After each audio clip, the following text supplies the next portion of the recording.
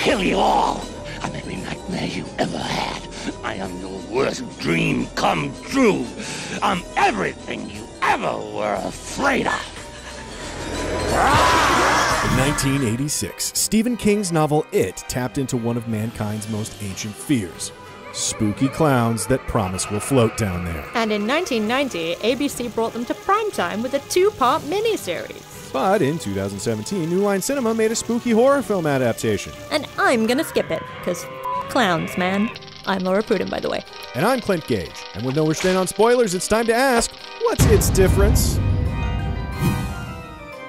Right off the bat, most obviously, there's a structural difference between the book and the miniseries. Partly because it's an 1,153-page book, which is just way too long to adapt completely, though it was a 2-part miniseries with a runtime of around 3 hours if you don't count the commercials, so they kept quite a bit in. The basic story of It follows a group of friends, self-deprecatingly known as the Losers Club, coming together to battle an eternal demon in the form of Pennywise the Dancing Clown. And just to reiterate, clowns, man, they're scary. But there are two halves to the story. The first taking place in Derry, Maine, 1958, the first time the Losers Club faces off with Pennywise, and the second half taking place in present day, when, as adults, the losers return to fight Pennywise once again. The book cross-cuts the two halves of the story, with both the 1958 losers and their present-day grown-up counterparts squaring off with Pennywise towards the end of the novel.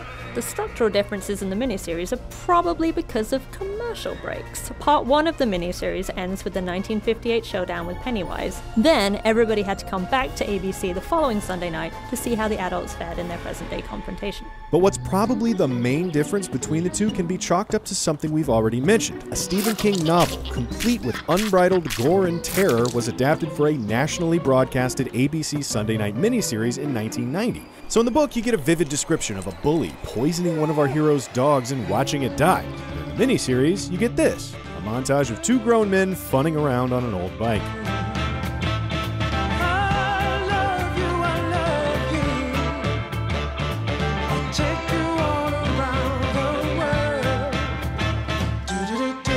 While Pennywise himself stays largely the same from the book to the miniseries, his carnage is much more explicit in Stephen King's book. Actually, the entire town of Derry is as well. For example, the novel opens with George Denborough's death back in 1958. In maybe the most iconic image from the novel, Pennywise literally rips the 5-year-old's arm off from inside a gutter. The miniseries, on the other hand, begins with Pennywise killing a little girl in the present day and Mike Hanlon discovering a picture of George at the scene, something that doesn't really happen at all in the book.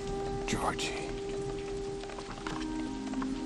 The book marks Pennywise's return to Derry, Maine with a hate crime. 2 local assholes are drunkenly harassing a gay couple and end up shoving one of them over the side of a bridge where Pennywise is waiting underneath. The man is found later torn to ribbons, and the local assholes are convicted of his murder.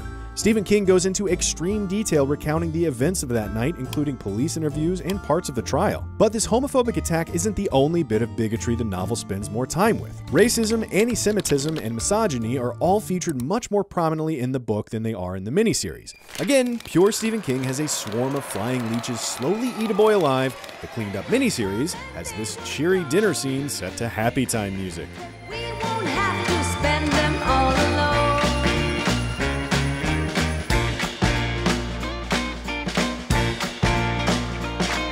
Aw, they love each other. But these are all differences between gory, unfiltered Stephen King and a sanitized network broadcast. Narratively, though, It stays pretty much intact. All the main characters make it from the page to the screen, but as we said, their stories are told in a very different order. So instead of going chronologically, let's take it character by character, starting with the Losers Club. First up, de facto leader of the Losers Club, Bill Denborough. Can I go sail it? Oh, we have to seal it first with paraffin. Stuttering Bill is basically the same in the book and the miniseries, a kid dealing with a particularly nasty speech impediment and, oh right, the tragic death of his brother for which he feels responsible. Bill grows up to be a wildly successful horror author turned screenwriter, which can't possibly be a stand-in for anybody because he's bald in the book, so there's no way Stephen King wrote himself into his own fantasy adventure. Bill is also married quite happily to a famous actress. So, you know, NBD, you guys. Then there's Ben Hanscom, the overweight, easy target for bullying. Hey, look, it's the fat boy. Stop the day, fat boy. In the book, much more is made of his intelligence. He's a smart kid who spends a lot of time reading at the library, knows how to build dams, and even smelt silver. And as an adult, Book Ben loses the weight and becomes a successful architect. However, he still keeps to himself, living quietly outside of Omaha, Nebraska. He even has a private jet and landing strip on his property and makes a point to come home every weekend, no matter where his work takes him. In the miniseries, adult Ben is also a successful architect, but he's more of a playboy. We meet him drunkenly getting out of a limo, champagne bottles and industry awards spilling out of his grip as he escorts his lady of the evening up to a 90s chic downtown loft. Though the rest of his backstory remains the same, including the part about an asshat track coach who spurred him to lose all the weight back in high school. Richie Toge is my name, and doing voices is my game. Richie Toja is the same loudmouth cut-up in both mediums. The only real difference with him is, in the book, he's a popular radio DJ famous for his many characters, and in the miniseries, he's a popular comedian famous for his many characters. Look, the creature is attacking the city! There's not much difference in the level of racial insensitivity in its characters, though. Mike Hanlon is a young man very interested in the history of Derry in both the book and the miniseries, and also goes on to run the Derry Public Library as an adult. The book spends a great deal more time outlining his research through several interlude chapters. It's time to tell the others what's happening. I can't put it off any longer. Narratively, the interludes function the same as the miniseries' use of Mike's VO, but the book provides a ton more information in these sections. Mostly the interlude chapters cover other incidents it has been responsible for over the years, like the old ironworks exploding during an Easter egg hunt, and that time that some dude wandered into a bar in the early 1900s and chopped up a bunch of people with an axe, as you do. The miniseries most likely cut these for time and relevance, but it's also a prime example of unfiltered Stephen King running wild in his pages and ABC trying desperately to fight him back. Another loser is Eddie Kazbrak, a hypochondriac with an overbearing mother in both mediums. I don't want you to play with them anymore. No good will come of it. But Ma, they're my friends. You don't need any friends, Eddie, except for your own Ma. As an adult, he runs a limo service in New York with a clientele that includes Al Pacino. But while the book sees grown-up Eddie married to a woman who is exactly like his mom, miniseries Eddie is still living with his mom. This is actually a very useful shorthand for the miniseries. Instead of saying to the audience, remember what his mom looks like, doesn't it seem like his choice of wife indicates that Eddie's got some Oedipus business to deal with? They were just able to say, look at this dude still living with his mom. Full stop. Stan Uris is also a member of the Losers Club for whom not much changes. In both mediums, he's a successful accountant in Atlanta who, upon hearing of It's return, goes straight upstairs to slit his wrists in the bathtub.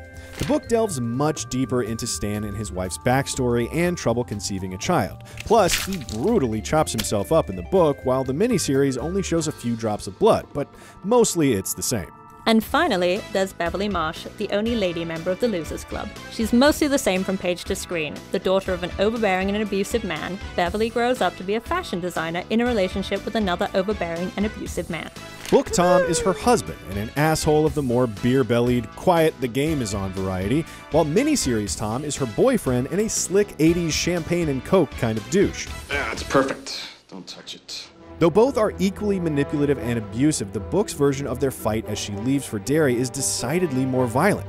But this is true for all the characters. Each of their backstories are basically the same, just bloodier, more violent, and more upsetting. But this is a good spot to transition into the raw, bloody Stephen King versus Overcooked network TV conversation. Beverly's transition from page to screen is not just about violence. Young Beverly's sexual awakening is a big difference as well. The miniseries portrays the kids as close as 12-year-olds can be. They're just really, really good friends. The miniseries skips the part where Beverly checks her breasts each morning to see if they got bigger overnight, and the part where her father becomes very creepily interested in checking her hymen, even though it's likely Pennywise had taken him over in that scene. But most notably, she has sex with each of the guys in the Losers Club. After they defeat the spidery Pennywise in 1958, the Losers Club is falling apart emotionally. They talk about how they could ever possibly keep it together after the trauma they've just endured. After all, Pennywise just forced them to come face to face with their deepest fears. But that's when 12-year-old Beverly realizes their love for each other is the answer. So, right there in the dark tunnels underneath Derry, just outside a supernatural ancient spider demon's lair, Beverly has sex with each of the boys in the Losers Club, one after another. And Stephen King's prose in this section is, well, detailed to say the least. But I guess the Losers Club thought it still wasn't enough. When they get back above ground, Stan still makes them cut their hands and swear a blood oath to return should Pennywise ever start clowning in Derry again. So cutting the 12-year-old sex stuff was a no-brainer where standards and practices is concerned, but it was also an easy lift from a storytelling perspective. The difference, though, is really a thematic one. Stephen King's book spends a lot of time on the idea of childhood trauma, on giving kids grown-up issues to deal with and ultimately handling themselves better than the adults around them. The miniseries is more concerned with just telling a story about a scary thing that happened to kids who then grew up and had to deal with it again. The monster is a metaphor for unresolved childhood issues. In the book, though, the sex scene works as a metaphor for the kids becoming adults before they really understand what it means. The circumstances the Losers Club finds itself in necessitates a transition into adulthood. Going back to the structural difference of the story, the book's intercut race to the finish makes that point more emphatically. Meanwhile, the two-half structure of the miniseries shows the kids going through the trauma in the first half, and the adults picking up the pieces in the second half. I don't want to be scared anymore. I'm going back in. This time I'm going to kill it. But we've gotten like 11 minutes into this thing and we've barely touched on the real star of It itself. Iconically played by Tim Curry in the miniseries, Pennywise the Dancing Clown is every bit the terrifying circus nightmare your inner child remembers. Won't do any good to run, girly boy. He's a monster that shows up every 30 years to feed on children. And while he takes several different forms in the miniseries, largely the Losers Club just sees him as a clown. In the book, however, Pennywise appears to each of the kids several more times and in different forms. He shows up as anything from a giant bird attacking young Mike Hanlon at the old ironworks to a homeless man offering Eddie a blowjob under the porch of the house on Nivalt Street. But his methods and even a lot of his dialogue stay the same. I'll show you how to slow down. They all slow down here.